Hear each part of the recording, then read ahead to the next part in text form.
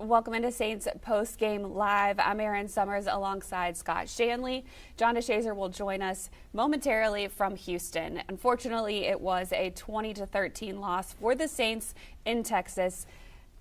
There were a lot of things that happened throughout the game that contributed to the Saints' loss. Overall, though, how would you describe this one? Do you have one word that would kind of sum it up? I'll go back and forth between disappointing and frustrating, and I think I would go with disappointing more because, by all accounts, the Saints to me are the better team. If you put these two rosters on paper, I think most GMs and coaches around the league would pick the Saints roster over the Texans. You got to give D'Amico Ryans credit; he's doing a good job with the roster he has. But it was just another one of those games where you go back and Coach Payton always used to say, I'm sure Dennis says the same thing to these guys. It's 6 plays. In an NFL game, it's really 5, 6, or 7 plays that you can go back and say that would have changed the outcome of the game, and it's no different today. Yeah, I mean, a couple of those plays happened in really crucial moments. They were 0 for 3 in the red zone, 0 for 2 on 4th down attempts. So we saw them struggle in that area earlier this season. Looked like they'd figured it out in New England. Unfortunately, kind of reared its head again here in Texas. John, we're going to throw it over to you. How are things over there from your perspective? Well, I mean, this is one of the ones that the Saints will be kicking themselves all the way home on. It's only an hour flight, but it's going to be pretty quiet and pretty frustrating because you lose a game that is in your hands, that the ability is there to win the game. I mean, they did some really nice things defensively. Didn't start that way early, but they were able to finally sack C.J. Stroud, the first sacks he's taken since week 2. Intercepted him for the first time for him this season. You get to the red zone, though, and you're unable to score. You miss a couple of field goals, and that forces you to have to go for a touchdown late, and you're not able to convert there. So a lot of frustration, as Scott mentioned, going into this one because the Saints simply were unable to cash in when the opportunities were there. Now, you got a short week, so you don't have a lot of time to really think about it because you're going again on Thursday night at home against Jacksonville. But still, this one will not go down easy. It won't feel good. It doesn't feel good from here, and I'm sure it doesn't feel good for the players because they did a lot of things that put you in position to win the game, but you've got to finish it out. And you get in those red zone situations and you don't score touchdowns, and this is kind of the result you get. You get 3s instead of 7s, or you get nothing instead of 3s. And when you put yourself in that position, the result's going to be, like this. It's going to be a 20-13 game where everything was a struggle toward the end, and they just couldn't get it done when they needed to. Again, I'm sure Dennis Allen is telling his team the same thing in the locker room where the opportunities were there. But if you don't finish out, it doesn't mean a whole lot. So Saints are 3-3, and they're going to have a chance to get to 4-3 at home on Thursday night. And let's hope they're able to clean up the execution part of it, especially in the red zone, because, that has been a bugaboo this entire season. It can't continue to be that way.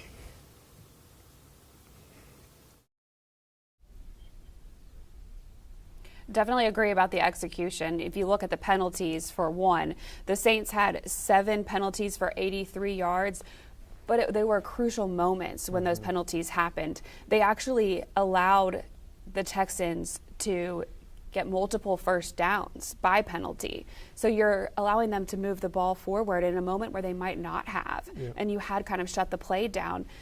How do you clean something like that up? Those are emotionally devastating. All penalties, nobody wants to see them. Players don't like penalties. Coaches don't like penalties. But the timing of certain penalties, you mentioned it, it seems like when these penalties happen, they're big plays. Pass interference, they're chunk plays. They're automatic first downs. It keeps teams on the field, and you don't have to be a genius to know. When you stay on the field, you have an opportunity to score points. So those are the the timeliness of the penalties. The Saints need to clean up penalties. There's too many just from an overall number. It's really started creeping up a little bit last week.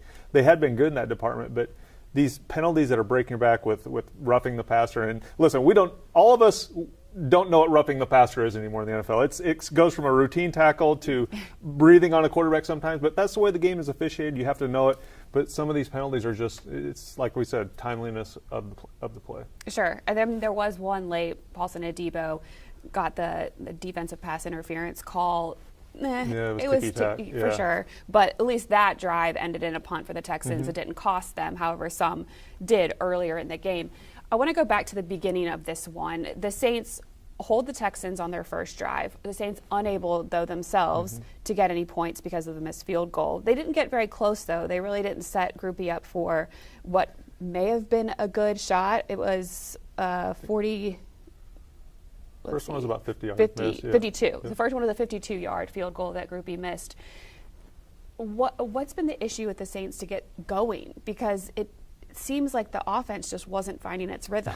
Yeah, and it's kind of like repeating the same thing every week. It's the red zone offense is to the point now where you just think if we don't get a score outside the 20, we're not going to find a way to get a touchdown. The red zone offense, again, this week was just not good enough. You couple that with 2 missed field goals, and that's how you get into a game like this in a situation where you probably should have won this one, but you have to take advantage of when you do move the ball in between the 20s. And if you look at Derek's stat line today, he was outstanding, over 350 yards passing, and Chris Olave got back involved in the game. Alvin played well. So all those box score and those fantasy numbers that everybody likes to see, they don't mean anything if you're not scoring when you get down inside the 20 and then making those field goals when you have an opportunity. Carr threw 50 times in the game tonight. That seems like a lot. It is. It is. I think it's a lot, especially when you saw. I felt like early on they were trying to commit to running the football. Yes. If I haven't been in the building this week, but I'm sure everybody is talking about we need to run the football because everybody understands when you run the football, you give your defense a break. When you run the football, now you can set up play action pass. It makes life so much easier on everybody. But the running back is getting hit every play. But it really does. It makes life easier on the offensive line if they're struggling in pass protection. So I thought the Saints started the game running the ball pretty well and kind of got away from it. And maybe a little bit panic set in when you got down by 2 scores, missed field goal. They were moving the ball well early in the game. So maybe away from the running game a little too early. They definitely were hitting running back Alvin Kamara and Kendre Miller, not only handing it off, but also through the air. And then, yes, it kind of seemed like they were going away from that. How much of that was because of the switches that you had at the offensive line? Because early in the game, James Hurst goes out, and then you have to bring Trevor Penning back in. And then later in the game, they had to make another change on the right side. Yeah.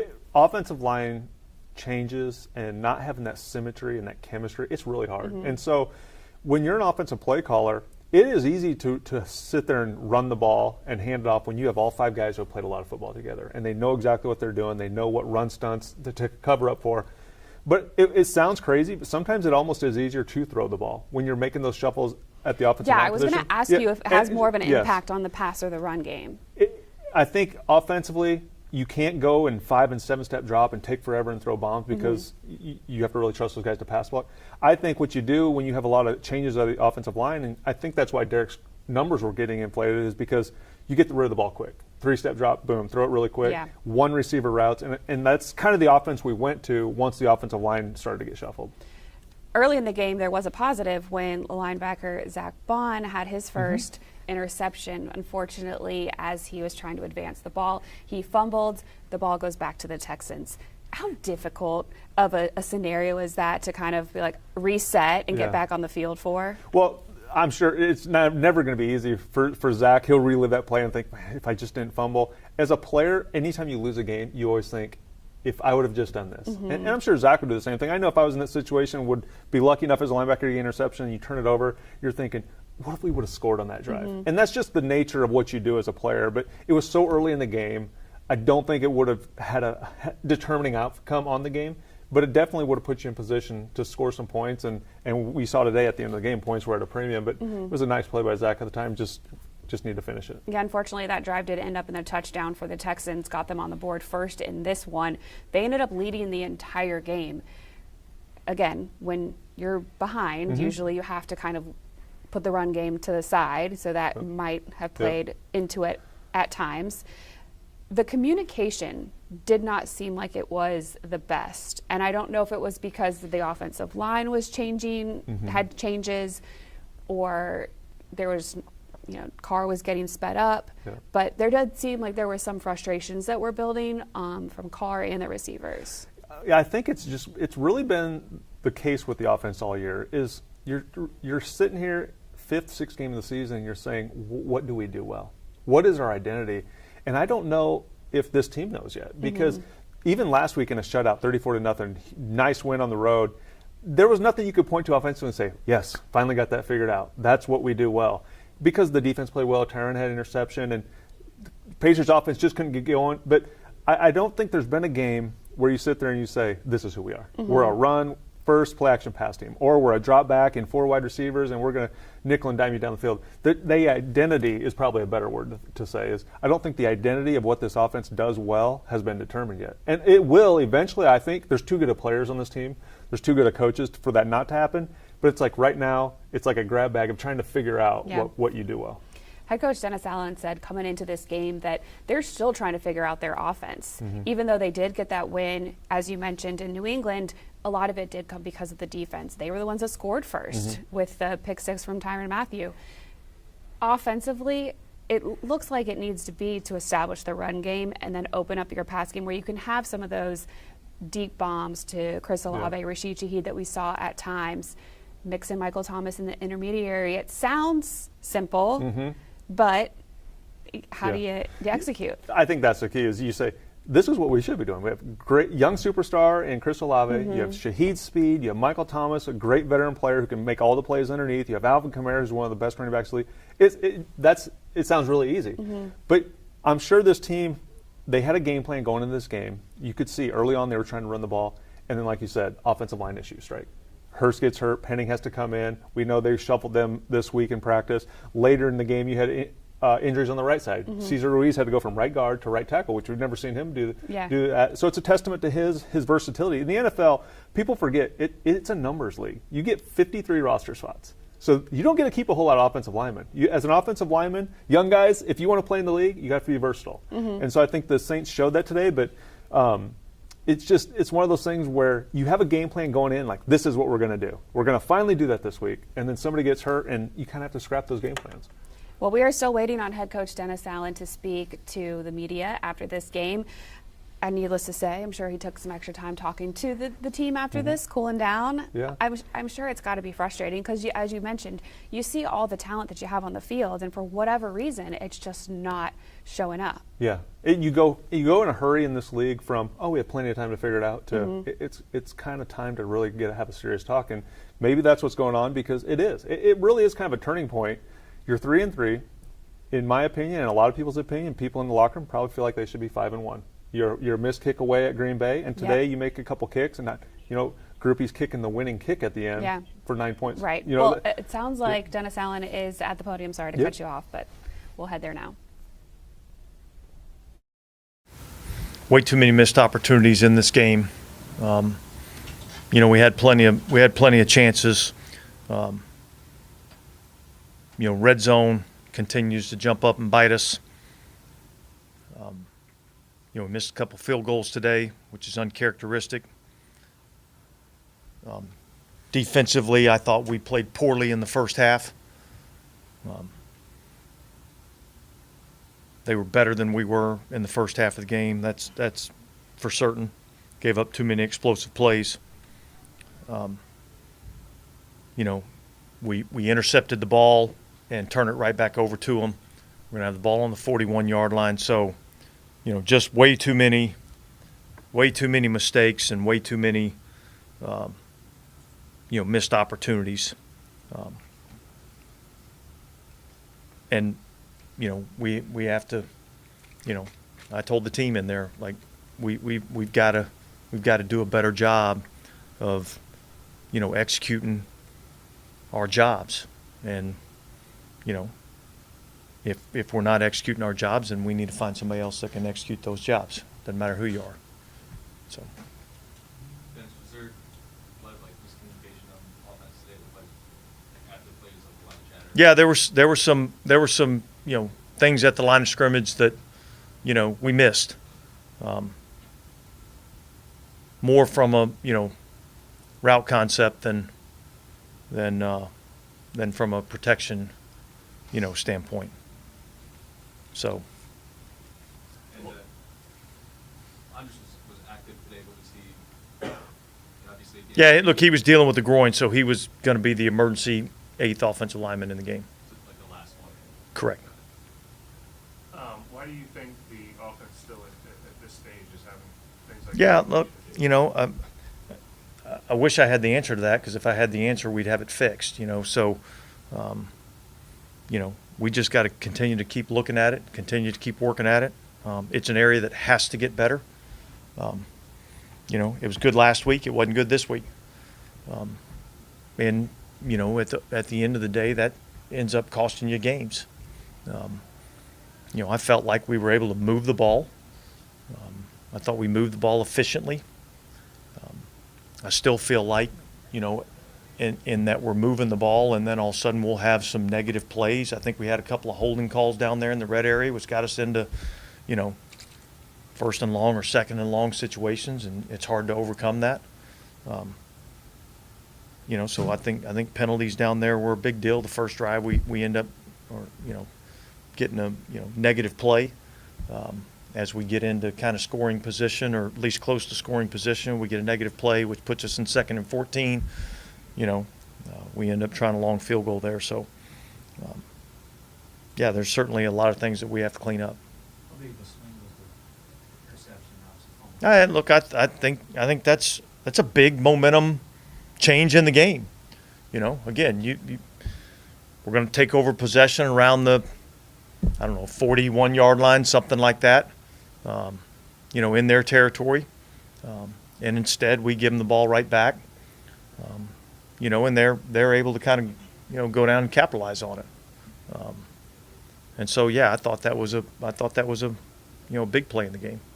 What did you see on the missed grouping field goal inside? I'm not sure exactly what happened. I mean, obviously he pulled it left, so I think he just missed the kick. Obviously, in the second half, the defense was improved. But what were the Texans able to do in the first half to have such success running the ball?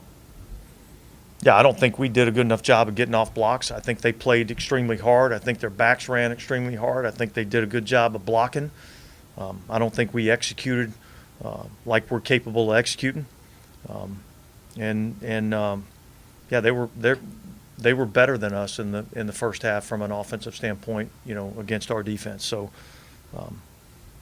we had to get in at halftime and talk about a couple of things, and thought our guys played better in the second half. Obviously, I don't know how many were called and how many were choices by the quarterback, but that final drive stalled with a lot of deep shots at the end zone. I mean, was that an approach, or was that what they were offering you? Yeah, well, I think, I mean, it's kind of a little bit of both. I mean, I think there were some opportunities there. We got a lot of pressure there at the end of the game, and so I thought we had some chances. Particularly the ball over to our right, in the back of the end zone over there to Shaheed. I thought we had a chance there. Again, we weren't on the same page in terms of what we were doing there. So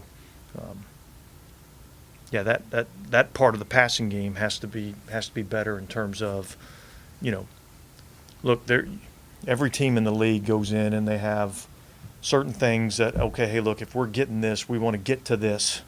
We're not unique in that way, and so we have to be able to kind of change a play based on what we're seeing, and everybody has to be on point with that. And it's obviously Trevor ended up playing a lot of balls that wasn't in the starting lineup, but put into that decision to take him out. Yeah, look, I think 5 games in, and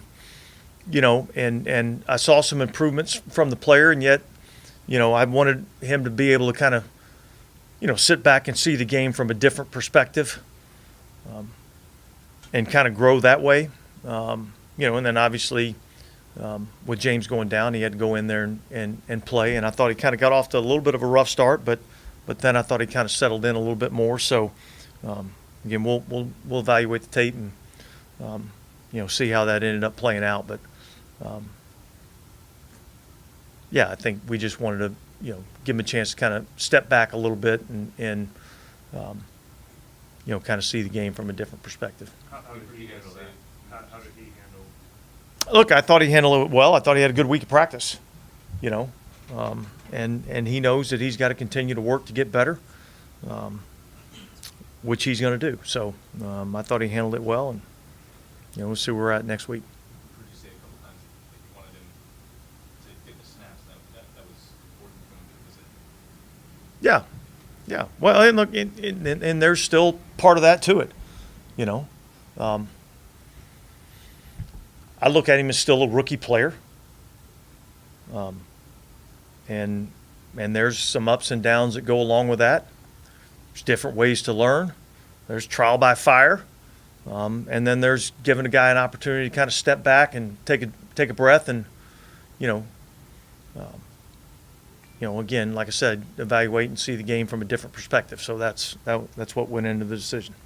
You were talking about Garrett trying to get to the right play based on what he's seeing on the defense. I know you haven't had time to review this game yet, but in general, where has his decision-making been in sort of your overall evaluation of this? Yeah, look, I mean, overall, I think the decision-making's been fairly good. I mean, I think in every game you look at and you'd say there's probably a few plays that, you'd kind of like to have back. And so, without really having seen the tape, I don't want to go, get too in depth with that. But look, I thought overall, I thought his decision making's been, pretty good. Short week ahead, sort of message to the team. Short week ahead, sort of message to the team. Yeah, look, swallow it and let's go. We don't have a lot of time to sit around and feel sorry for ourselves. So it's a big man's league that we're in, and so we got to pick ourselves up off the mat and regroup, get ready for a good Jacksonville team. I don't want to put words in your mouth. At the end of your opening statement, you kind of brought up evaluating roles that talk about personnel, even coaching staff. Yeah, look, I think we all have jobs to do. Players, coaches, personnel, everybody has jobs to do, and we have to do a better job collectively, as a group, all of us. So. You had mentioned the Texans running backs just doing really well today. Just what were some of the issues that you saw maybe in the tackle? Yeah, I thought they ran hard. I don't think we got off blocks nearly as good as we needed to. I don't think we had enough, violence at the point of attack. So a lot of things we had to address and get better at in the second half, and I thought we got better in the second half. All right, guys, thanks. You'll have Derek Carr and Cam Jordan as soon as they're in the shower. In here. Locker room's open. Thank you. Oh, there's Derek Carr here. Derek. Sorry. All right. Well, first of all, probably a disappointing outflow of the final points compared to all the yards you guys gained. What's your assessment coming right out of there? Yeah, very disappointed. I was livid coming off the field. I was angry coming off the field. I had to calm down a little bit, but when we as an offense had too many details, and I'm not going to tell you what happened, and yes, we know what it was and all those things, and I won't say it, but there's these little details that if we just do those things right, you're looking like, oh my gosh, we scored 28 points, or we, and I just want to win, man. The yards are awesome, great, thanks, yes, but couldn't care less. I just want to win. That's all I care about. Is winning football games, and if we don't do those details right, and every single time, especially when the game's on the line, that's when it matters most, then we're going to have this feeling more often than not. I know you're not going to detail specifically what happened, but are we correct to assume on the one to Rashid, I think it was maybe the second to last pass of the game, you were throwing it to a different spot than where you expect? I mean, that looked like a wrong page thing? Or? Yeah, that one we were on the wrong page, and that's on me. The communication of it, I got to clean that up for him and make it better for him. Was there too much of that tonight? I mean, were there several examples of that tonight? We had a couple. Yeah, we had a couple of those, and we did some things very well. We did some things explosively and all those things, but that doesn't. Just having a few explosives or a lot of yards doesn't win football games. What wins football games is doing the right thing at the right moment every single time. Because Houston, give them so much credit. They are such a good team, such a great young team that flies around. They play fast, tough defense. And if you are not on your details, especially against this scheme, they're going to be on theirs, and it cost us today. Is it surprising or unacceptable this many weeks into the season? I would say is unacceptable. Today was unacceptable, and that's on us as players to, make sure that we're on our details, when the game is on the line, for sure. There was that fourth down play to Alvin. Was that designed to go to him on that? I was going to try and throw it to Mike, but the backer was pushing, and I didn't want to throw, obviously, a pick. So my option there against that zone is, give Alvin a chance to go make a play at the sticks. Similar to what we did last week against New England. Do you feel like in the red zone there's too many mistakes going on, like a lack of communication? Yeah, for sure, bro. Yeah, absolutely. There was, like we were talking about, it's the details of our assignments, making sure that we're doing those things right, and we did not do that right today, for sure. How would you evaluate the pace of the offense? Were you guys out of sync sometimes? I felt like, I didn't feel that. I didn't feel that we were out of sync or anything like that. I felt like everything that we wanted was there in the run game, pass game. Looks. There was a couple of times they got in there and I had to throw them way, earlier than I wanted to. But great designs. Guys running open. And having to check them down and for certain things and reasons. But I think that was more of the feeling. Them making plays rather than like a bad feeling like, oh, we can't do this or can't do that. We felt like we were doing some good things. Obviously, if you guys felt like you had the answer, you got the results. But, what do you think? How can you get this ship right? It seems like you guys have more than enough talent. Yeah, absolutely. It's going to take each man. Every time you break the huddle, I said before the game, when you break the huddle, it's going to take every man just focusing that much harder on what is my assignment, and when they present the look, what is my assignment now, and if we do that as players, we definitely have enough pieces to go do that, everything we want to do. What's your self-evaluation of where you wanted to be, first time joining the new team, 6 weeks into it, how it's going? Well, I didn't want to be 3-3. I think we have let a couple of these get away from us. It's early in the season. You play 4 quarters and then one more. We always break it down that way. And what we've earned. Coach Del Rio always said, "You are what you've earned." And we've earned 3-3. And that isn't what we wanted. It's not what I wanted. It's not what I expected. But it's what we've earned. And so you look in the mirror, and really, push the envelope to everybody else. DeMario was saying it too. Look in the mirror. And did you do what you did last week this week, or did you just enjoy it? Enjoy the week too much, or whatever. Whatever the case may be, we have a lot of problem solvers. Not a lot of problem creators in that locker room. And Mickey and Dave have done a great job of bringing those kind of guys in. Michael and Kai, they've done a great job of bringing the right guys. And so it's up to us as leaders to make sure that we're solving problems that we know need to be solved and can be solved. Short week after a game like this, better in a sense. You just Yes. really flush it really quickly. Yes, absolutely. Because I'm going to get on the bus, I'm going to get on the plane, and I'm going to begin my preparation for the next game. And you don't really get time, whether we won this game or lost it. You don't get time to enjoy it or feel sorry for yourself. Like I said at the end, nobody cares. How you feel. You got to get ready for the next one. And so. That's what I'll be doing on the plane, is preparing, making sure I get everything I do in 6-7 days, get it done in 3 or 4 days. That's what I have to do this week for sure.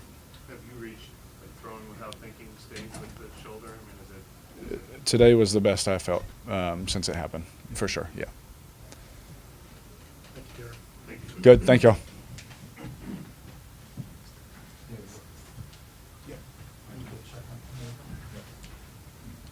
Cam Jordan's here. Are we walking across the field?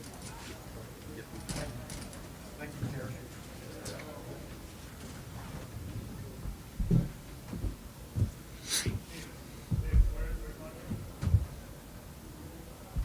How do you feel? About losing? There's only one way to feel like we got to get this shit together.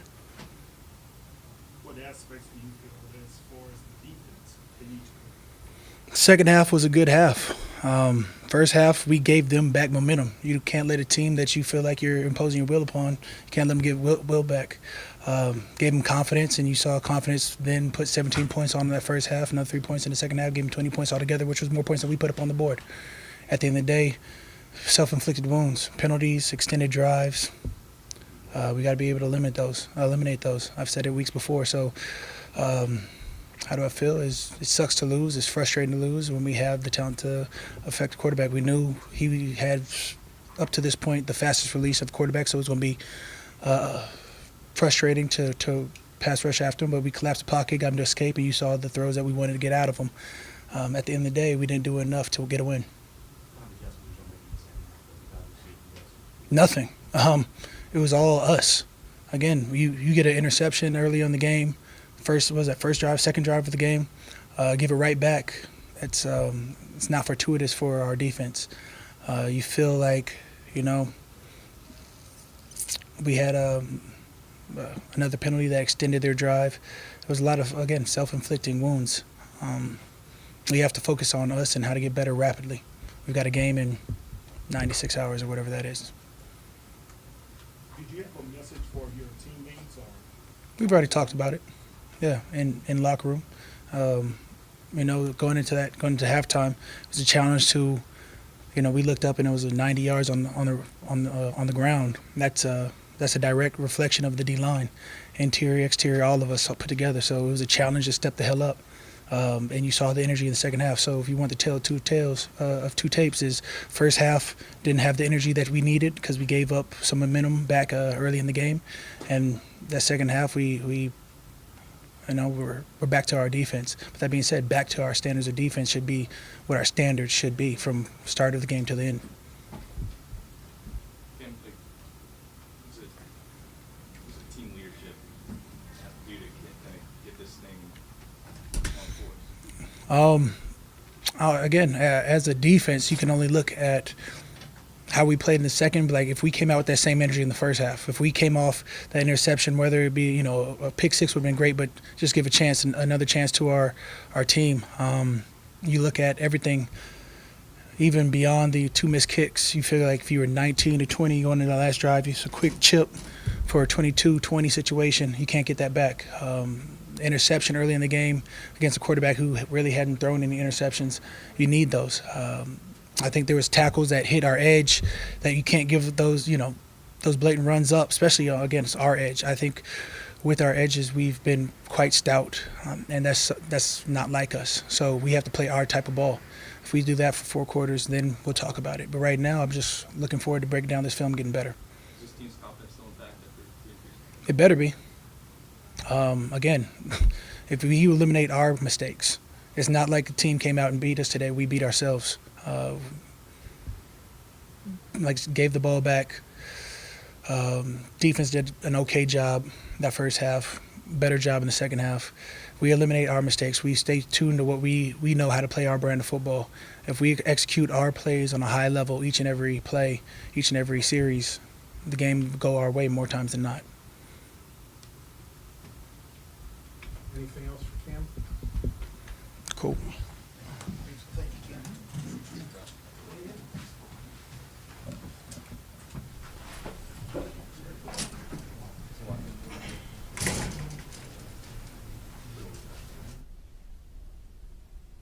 That was head coach Dennis Allen, quarterback Derek Carr, and defensive end Cam Jordan. They all pretty much said the same thing. Mm-hmm. It came down to the lack of execution, mistakes. They didn't focus on the details. We talked about it kind of going into those comments from those players and coach.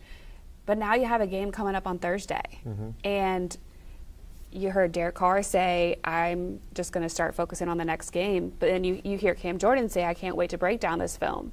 So what is the usual process from a Sunday game to a Thursday game and handling preparation? Well, most of the time on a short week, you're worried about getting your body physically ready because that is a short week. Your body is still banged up and bruised. Wednesday and Thursday, you're still recovering from the previous Sunday. So now all of a sudden you're playing a game. Most of the time as a player, you're thinking, I just got to get my mind and my body in particular right for Thursday night so that I can go out and perform at a high level. I think what you heard out of these guys is they're they're pressing right now because this is a pivotal point in the season. We said it after last week. You're gonna find out a lot about your team in a short amount of time because you're gonna play two really good teams. But I think for me, all the guys, you can hear it in Derek's voice and Cam's voice. When you're an older player in this league, you realize the window's closing, and it closes week by week really fast. 17 games is not very many. I think the bright spot that these guys need to understand, and fans and everybody, is here's the good news: you play in a really bad division. 3-3, you still have a lot of football left to play, and you have an easy schedule. The Falcons are 3-3; they lost today. The Lions are playing at the Bucs, so the Panthers are 0-6. They're rebuilding. So even if you don't get this thing figured out until later in the month, November, you still have a lot to play for. A home playoff game is a lot to play for. So I think you're still in this division race because of the talent that you've assembled on this team. So you're telling me it's going to be like it was last year when we had no idea what was going on until the very last game of the season. I hope not. I hope not. If it comes down to that and it's a Falcons-Saints for the division, I think everybody will rally around a big Saints victory over the Atlanta Falcons. It's just this team is too talented to be playing the way they are. 3-3. I mean, the Cleveland Browns beat the San Francisco 49ers today. Right. That's how fast the NFL will humble you. Everybody told you all week that the 49ers are the greatest thing since sliced bread. One of the greatest teams you've ever seen. And they go to Cleveland and they lose to a backup quarterback. Deshaun Watson didn't play. So the NFL will humble you fast. There's plenty of time for the Saints to figure this out and turn it around. I kind of like to hear that in their voice. There's frustration, but they're going to get it figured out. And they're going to hold everyone accountable. And if you're not making the plays and the executing when it matters most, then somebody else needs to be out there doing it. Yeah. I mean, the players said, we know what needs to change. And that's part of it, is knowing what the problem is and then fixing it. And that's the difference is everybody around the league runs pretty much the same plays. They call it different things. But if it was that easy, everybody would always execute and you would end up in 0-0 games. That doesn't happen. It's about being great players, which the Saints have and plenty of other teams have, having great coaching, which the Saints have and plenty of other teams have. But when the moments matter most, who can slow their heart rate down? Who can be under control? I also think who can be happy for their teammate's success? I think it says a lot about a team when your teammate makes a play and you didn't. Do you get as excited for him as you would have got excited for yourself making the play? I think those things carry a lot of weight in the locker room and how far you can go as a team during the year. And being in the locker room, I do feel like this team does really support each other, and they're very happy for each other's success, especially looking at the offense, seeing all the weapons that they have. And it's hard to distribute to all of those different players. It's hard to probably create a playbook that everybody's going to be happy with, and everybody's going to get touches. So I can't imagine how difficult that job is for an offensive coordinator to figure out how to make it all work. It's tough. I mean, if you get 60 plays in a game and you run the ball for half those, right? You're down to 30 plays, and say you have 4 or 5, you have 5 weapons. That's 6 touches a game. If you just divvy it up between those weapons in the pass game. So it's not very many targets, but I think the one thing I would do if I'm Pete Carmichael and Dennis Allen, just like Jamar Chase did a couple weeks ago when he said in the locker room, I'm always blanking open. Like, get me the ball. I think Chris Olave, I think we have players in this team like this that no matter what the defense is doing to you, no matter who's covering Chris, no matter who's out there, give him 10 to 12 opportunities a game because he's that type of player. Yeah. I mean, we saw Rashid Shaheed make an unbelievable catch, Michael Thomas making contested catches. So, yes, they're playmakers, and they want the opportunity to make plays. We have the Jags on Thursday night. How good is it that the Saints are coming home? It's vital. It really is. I think at this point in the season, you lose a tough game on the road, you're going to get a good Jags team, really good. They're well coached. Doug Peterson's won a Super Bowl. Trevor Lawrence is playing some really good football. This, to your point earlier, the schedule's pretty easy still, and it is. But this was one of those games that I think we all looked at the schedule when it came out and said, this is a toss-up. This is a 50-50 game. This is a measuring stick game. Right. So we said the Houston Texans, we should easily win that game. But the Jaguars game was kind of a toss-up. It's a toss-up, but to your point, it's good to get this type of game at home. You need some of that passion and that energy from the Dome to show up Thursday night, and that can carry this team over to a victory over a good Jags team. Yeah. All right. Well, we have, 4 days before it happens. Yep. So we will be back with you on Thursday for the Saints pregame show and postgame show, and we'll keep you covered from practice all this week. Thank you so much for joining us for Saints postgame. For John DeShazier, who is hopefully making his way back home soon, Scott Shanle, I'm Erin Summers. Thank you for joining us, and see you soon.